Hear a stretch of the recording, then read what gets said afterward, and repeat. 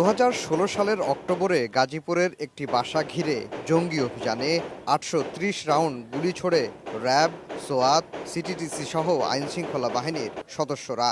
নিহত হন 7 জন। প্রসিকিউশন বলছে, দেশের বিভিন্ন এলাকা থেকে 7 তরুণকে ধরে এনে ওই বাসায় আটকে রাখা হয়। বাইরে থেকে তালাবদ্ধ করে জঙ্গি নাটক সাজিয়ে গুলি করে হত্যা করা হয় তাদের।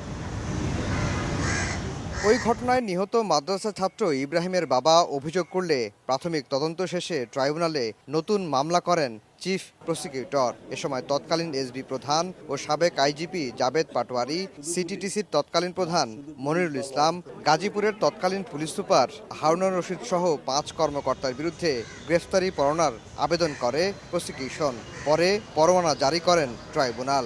ওপেন কোর্টে বলেছেন যে এই মামলার যে কোনো সাক্ষীকে যে কোনো কর্তৃপক্ষ যদি কখনো কোনো হুমকি প্রদান করে, সেফটি সিকিউরিটি বা সম্মানহানি করার চেষ্টা করে, পুলিশ যেন তার আইনগত ব্যবস্থা যথাযথভাবে গ্রহণ করে, তার জন্য ট্রাইব্যুনাল যে কোনো আদেশ, যে কোনো সহায়তা করার জন্য প্রস্তুত আছে। এটি ট্রাইব্যুনাল ওপেন এজলাসে বলেছে। যদি তারা কোনো অফেন্স করে থাকে বা এই ধরনের কার্যক্রম করার অপচেষ্টা করে থাকে, ইমিডিয়েটলি তাদেরকে গ্রেফতার করে আনার জন্য বলেছে।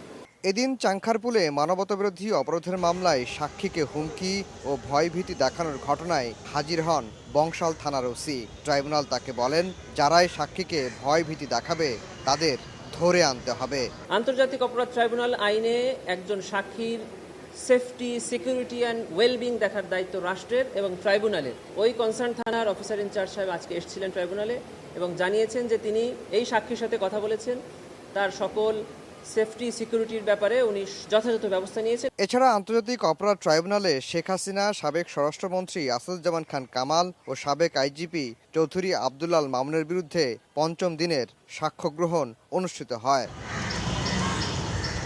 আফজার হোসেন, সময় সংবাদ, ঢাকা।